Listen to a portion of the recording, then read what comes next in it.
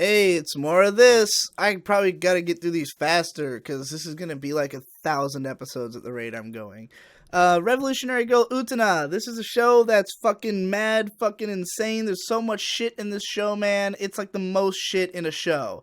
Like, this is the one that was the first post Ava crazy, like, we're gonna do another thing like that, but like this time really deliberately going at it. Like, we're gonna put as much fucking symbolism in there as possible, as much, like, as many themes as we can pack in, and just really explore this genre to like the fullest extent imaginable. It's like a shoujo drama that also is like a magical girl fairy tale thing, but then it's all just dark and fucking weird and seedy, and everyone fucks everyone else, and like everything's weird.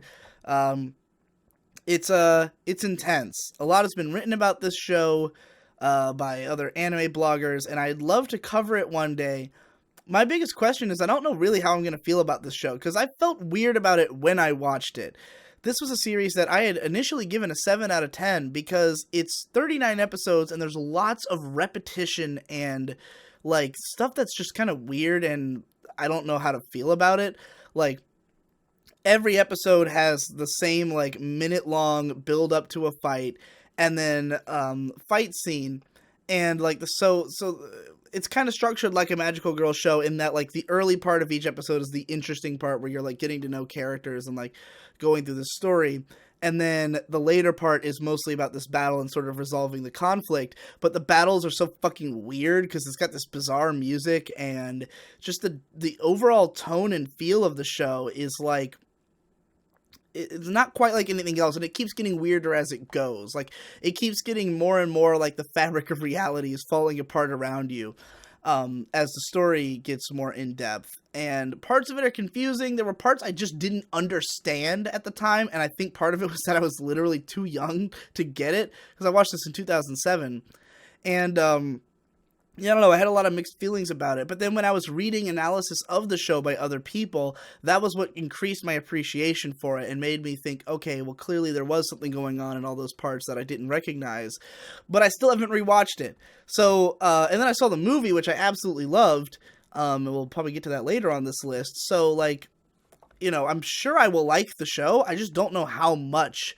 It could be an 8, a 9, or a 10. I really don't know. Like, I have to see it again. So, yeah. And I always recommend it to people, but, like, it's, again, it's like, it's a difficult show to just, like, watch without more context or, like, already having some readings in mind, I think. Like, I don't think the point of it is immediately obvious just from watching it. So, I don't know. I need to watch it again. The second season of Maria Samagami Teru, or maybe the second one, I think. Same things I feel about the first season, probably 7 or 8-ish.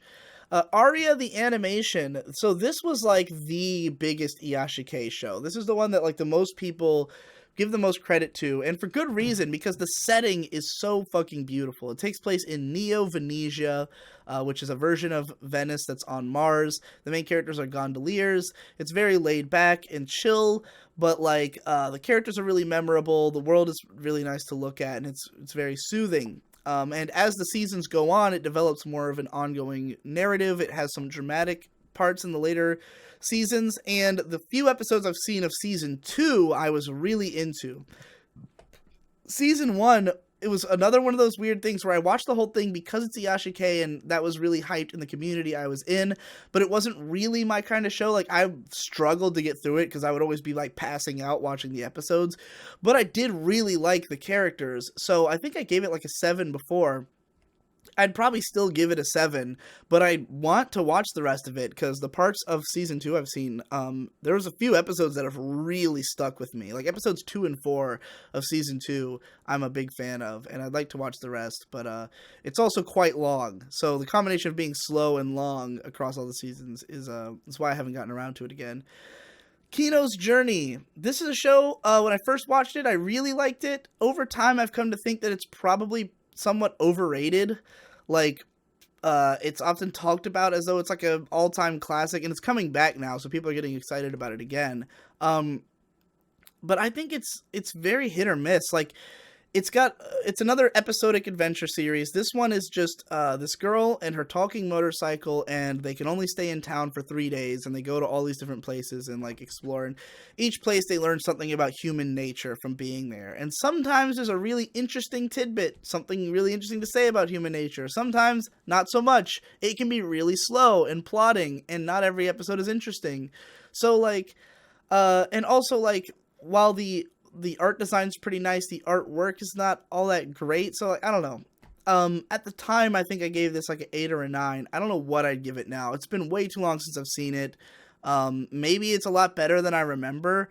I remember trying to like rewatch it and not being that into it before though. So I'm not sure. It could be anywhere from a 6 to an 8 as far as I know. Ichigo Maro. This is a really fun comedy series about a bunch of little girls who are adorable, and it's very, very dry.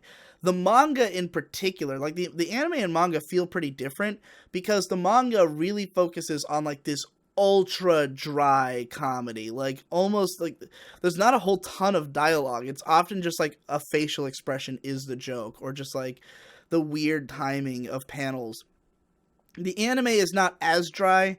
It's a little bit more standard, but like it still has a lot of those same elements.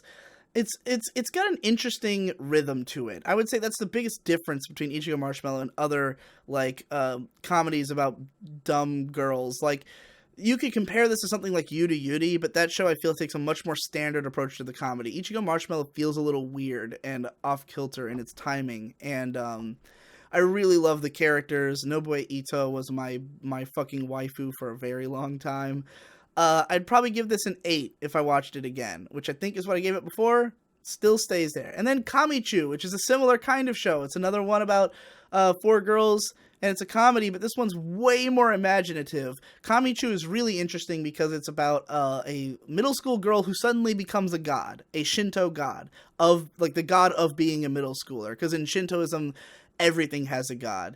And Comi Choo is one that chooses to be totally different in every episode. Like, sometimes it's a slice of life show where nothing really happens.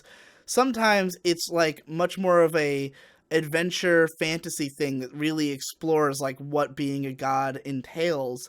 And then there's like one episode that's literally cat fight club. Like, the main character's cat joins a cat fight club, and the whole episode's about that. So it really goes in all kinds of different directions, most of them interesting and entertaining. I'd probably give it an 8 or maybe even a 9 if it's better than I remember. The artwork's really nice too, so yeah, it's a really interesting show. Penny Pony Dash. This is a wacky, over-the-top comedy series that kind of goes beyond the impossible. Like, I would say this show is like if you took Azumanga Daioh and isolated the most absurd moments of it and made the whole show that. Like, it's constantly going way past absurd into like, it's hard to even tell like what's real and what's not sometimes, because the show is just a totally wacky universe. It's one of the early Shaft series when they really started getting weird with their visuals. Main directed by Shin Onuma, and then with Shinbo sort of helping out. It's definitely the craziest Shin Onuma directing that he's done. Like, he always does weird shit in his shows, but this one was like the weirdest, and it's pretty fucking entertaining sometimes. It's not always funny. It's one of those where sometimes it's just a bunch of weird shit happening, but it's not really funny. The characters are not very memorable with the exception of the main one. I don't know. It feels like it's just an attempt to make Azumanga Daioh as fucking weird as possible.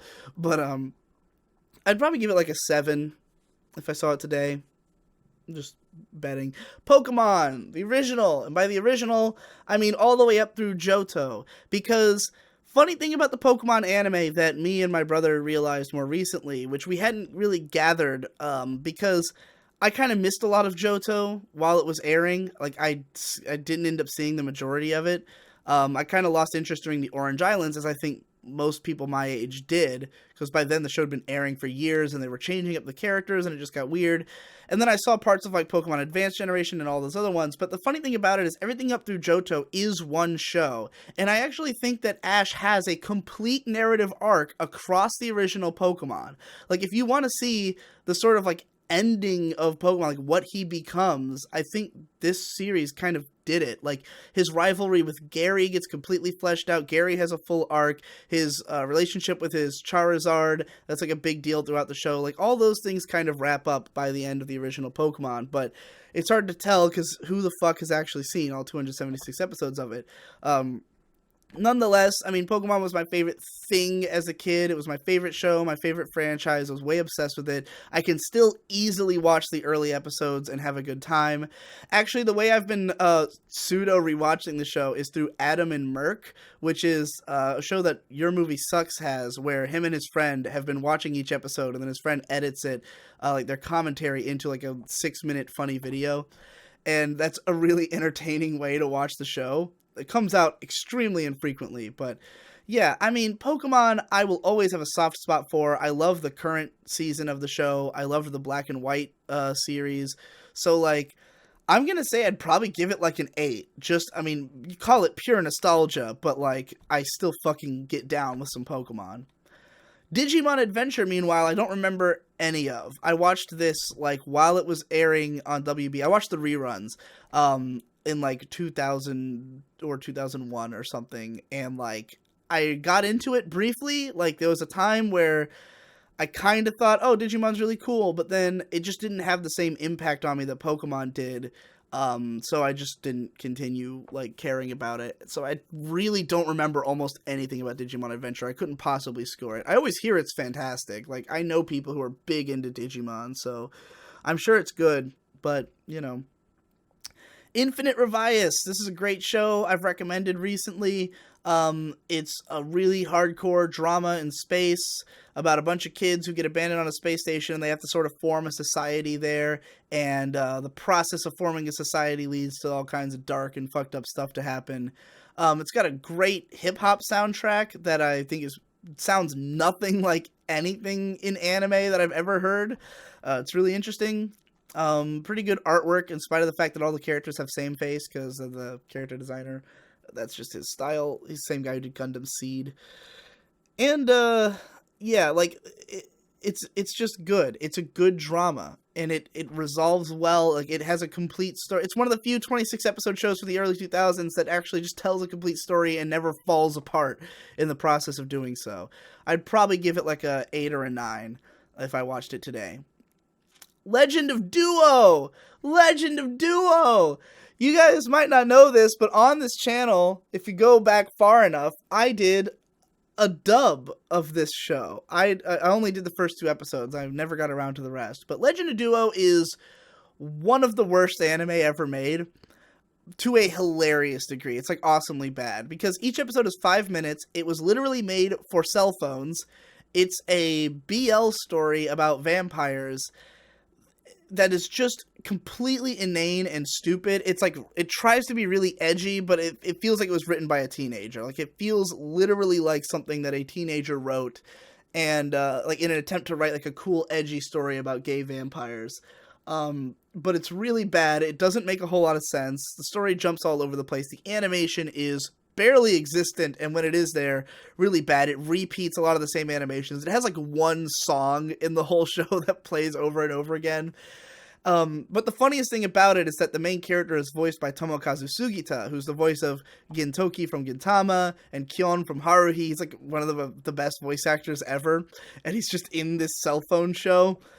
It's so bad, but it's really fun. I would recommend giving it a try, because it's only a couple hours, like maybe 2 hours to watch the whole show. So, like, yeah, it's worth it for the memes. And I was trying to do a, like, really bad Garzy's Wing-esque fan dub of it, but I don't think anybody got the joke.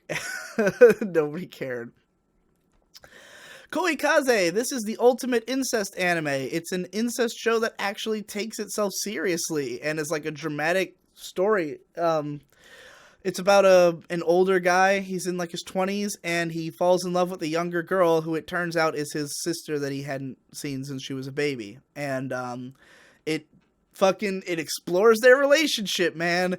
It's really slow, kind of like washed out artwork aesthetic. I would say it's not the most entertaining show. Like, Again, it's pretty slow. The characters aren't that likable. It's not super memorable, except for the fact that it goes all the way on an incest plot, and it's kind of worth watching for that. I mean, it's well done. It's well directed and written, just not like that entertaining. So I'd probably give it like a 6. I think it's worth having seen, but I've never felt a strong drive to revisit it. Kashimashi Girl Meets Girl. This is another of my 2007 binge shows that I watched because it's Yuri. But, like, it's about a guy who gets hit by an alien spaceship and it turns him into a girl. And there's 2 girls who end up falling in love with him as a result of him being a girl. One because she's a lesbian, the other because she literally has a disease where she cannot see men, which is fucking weird. It makes no fucking sense. It's kind of just like a fan service comedy. It's very juvenile, and the plot is stupid. Like, it gets really hammy and emotional, even though, like, it's emotional about a girl literally having a disease where she can't see men. So, like, it's really dumb. I don't even remember how it resolves. I'd probably give it, like, a 4 or a 5. Like, it's not offensive, but it's no good. Takata I really hated at the time. This is like one of the early Dark Magical Girl shows. It aired at the same time as Nanoha, but it was definitely more adult. Like, it's a little bit more fan servicey, and like the stuff that happens is even darker than in Nanoha. But like, it's slow and boring, and the characters suck, and the way the plot goes is really dumb. And like, it just feels perhaps smaller than it needed to be, and like, I don't know. I remember the story being really stupid. Like, I hated this show. I'd probably give it like a 2 if I had to watch it again, because I didn't like anything about it. Wreck. This is a really charming, really adult romantic comedy show where the characters hook up in the first episode, and then it's just kind of exploring their relationship as each of them goes about their everyday life. The main character is a salaryman, and the girl he's dating is a voice actress, and she's kind of trying to get her career off the ground. So a lot of it's about exploring them sort of working together. I think because he works for like an advertising agency, and she ends up doing the voice in like a commercial for his agency or something like that. They work together in some capacity. They have some hardships. They have some love ships. It's a good time. It's not like super memorable. It does have an amazing OP. It's pretty short. Like, it's 9 episodes and they're like half length. So you can watch it in like 2 hours. But yeah, it's fun. I think I'd probably like it even more than I did as a kid now that I am an adult. So I'd probably give it like a 7 or 8. Going on my memory of it. Puguru! This is something you should all check out because it's 3-minute episodes. This is like way before 3-minute episodes were common. This was one of the earliest 3 minutes of just fucking weird comedy shows about just these dopey, ugly characters doing weird shit. I mostly remember just like a couple of gutbuster episodes, and then the rest is like kind of whatever. Like, it's very mixed bag, but you know, you can watch it in like an hour, so it's worth a shot. I'd probably give it like a 6, which is usually what I give these, because like it's in the same vein as like Take Q, where sometimes it's really funny, sometimes it's just you don't even get anything out of it, but like the fact of its existence makes it entertaining in its own way. Shinigami no Ballet. This is a 6-episode OVA that I really wanted to love because I fucking love the main character's design, and the OP of the show is really good. I love the aesthetic. She's the god of death. She's just a Grim Reaper girl, and she's just kind of sad because she can't really be friends with anyone because she's a Grim Reaper. But each episode is just an episodic story about like some character who dies in the course of the story, and it's just kind of like what their story is, and they're pretty generic. Like, I didn't get anything out of the individual episode stories. I wanted it to be a show about Momo, the god of death, but it's not really about her, so it's pretty boring. I'd probably give it like a 4 or a 5. Like, again, there's nothing like wrong with it. It's not memorable. Rescue Wings. This is an odd one. This is a show that not many people know about, but it's like the most adult Iyashikei show of them all. Like, it's about a guy who becomes he becomes part of a rescue team, like on a helicopter, and like it's extremely realistic. It just is like a day in the life of this guy who joins a rescue team, and you know, it's got its like kind of poignant moments. Most of it's pretty slow and realistic, and like I remember thinking it was like good but boring when I was a kid. Like I think I probably gave it like a 6. I'd probably still give it like a 6.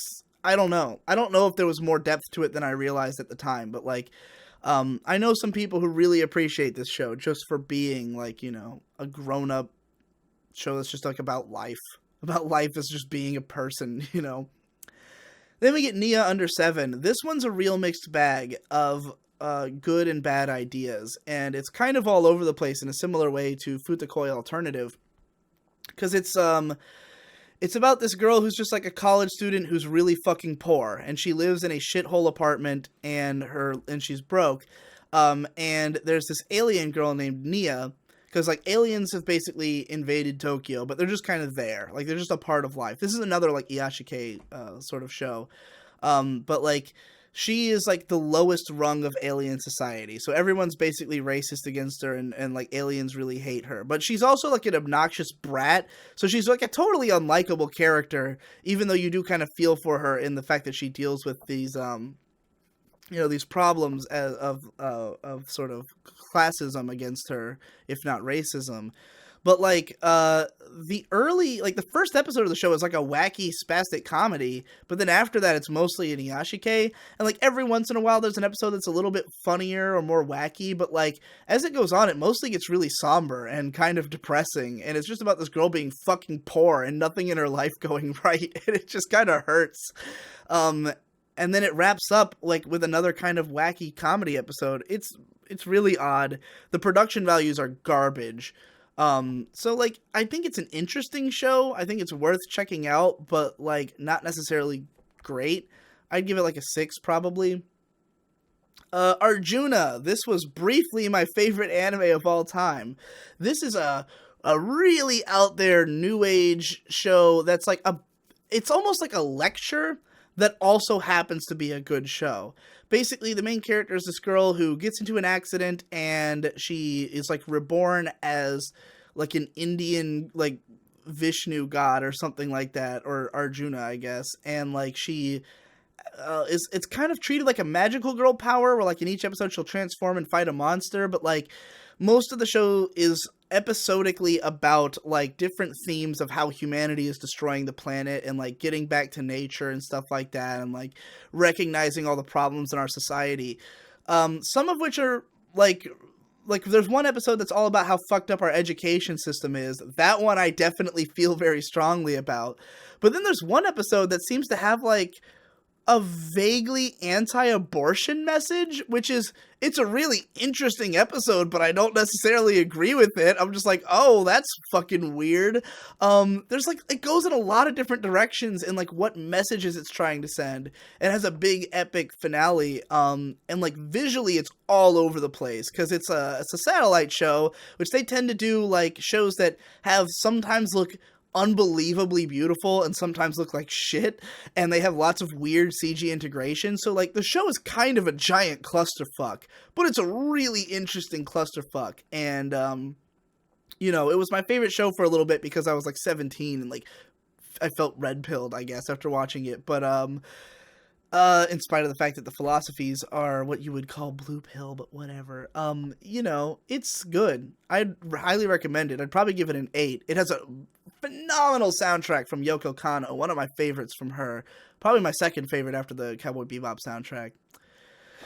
Dragon Ball Z! I've seen most episodes of DBZ, and not really in order, and like, my relationship with DBZ is I was never really a fan of it, but it was always on, and a lot of my friends were big fans. So I kind of like pieced together what the narrative of the show was secondhand, and would see random episodes. I always thought it was like, okay, you know, I could enjoy it, but I mean, it just isn't really my aesthetic or style, and it always felt like nothing was happening in the episodes. So I don't know if I could watch all of DBZ, first of all. Like, I'd much rather read it if I had to consume it.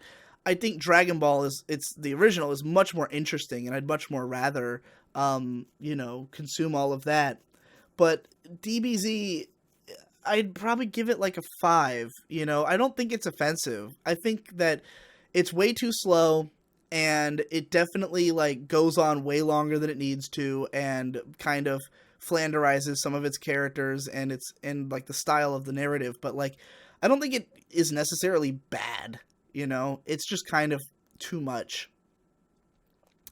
The Melancholy of Haruhi Suzumiya. I've talked about this quite a bit in the old ass anime cast. It was one of my favorites for a while. I think there's elements of it that feel dated now, and elements of it that hold up incredibly well, based on like what I've seen here and there of like rewatching episodes for different videos. But I still haven't had a full rewatch of the show to fully appreciate it. I'm probably gonna give it an 8 or a 9. I think it probably holds up even better than I would first assume, because like there is a great dramatic narrative underlying all of it. And I think the reordered episodes are genius. Still have never seen season 2. I have seen the movie, which was good. I'm way overdue for a rewatch of it.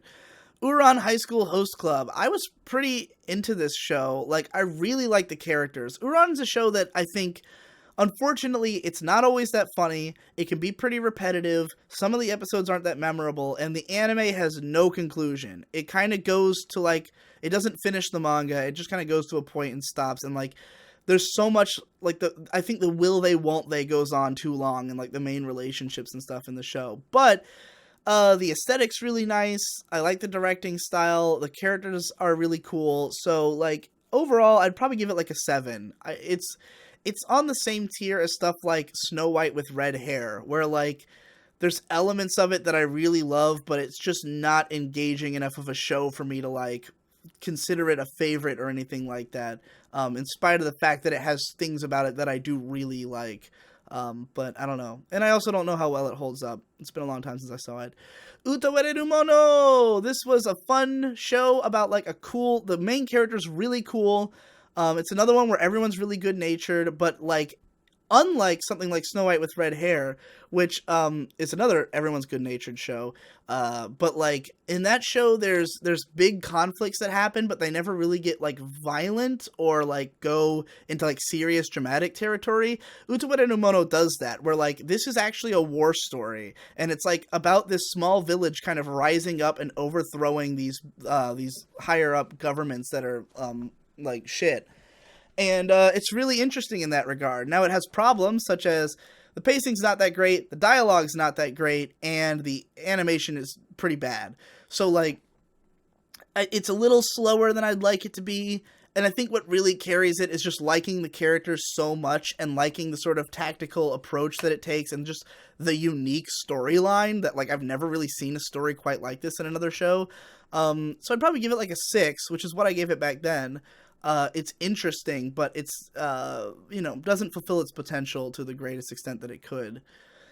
Nana. This is a brutal drama show. It's a very long, very popular shoujo manga adaptation from Madhouse. Once again, Mori Osaka directing, the same guy as Card Captor Sakura, and it's really fucking solid, but it also just becomes crushingly hard to watch. Because the main thrust of the show is it's about 2 different girls who are both named Nana, and one's like a girly girl who is like always having boy trouble, and the other one is a punk rock chick who is in a band. And her, like, the main thrust of the show, like the main narrative, is about punk rock Nana, her band, like, taking off, like, them gradually becoming popular and, like, rising up from being just, like, a bunch of fucking kids from broken homes, gathering together and becoming something meaningful. And, the other Nana is, like, sort of the band's biggest fan, and it's also about her relationship dramas on the side. It's kind of, like, there's no one central point. It's just following these characters throughout their lives and, like, what happens to them. But, like, there's a point about halfway through where it gets really depressing because the things happening in their lives are sad, and it never recovers from that. The whole rest of the show is just depressing. And it has a really fucking terrible ending because the manga was still going. So the anime for the last episode does a, like, 1 year later, like, what's going on 1 year later, but it still doesn't resolve anything, and if anything, it leaves a lot of open questions, and it is even more depressing of an ending. So, like, the show is too hard to watch. That's why I've never rewatched it. Like, I think it's really good. I had given it, like, an 8 out of 10, and I'd probably still give it an 8 out of 10, if not even a 9, but I can't put myself through the emotional ringer of this show again, you know? I don't get off on watching shows that depress me. Some people seem to.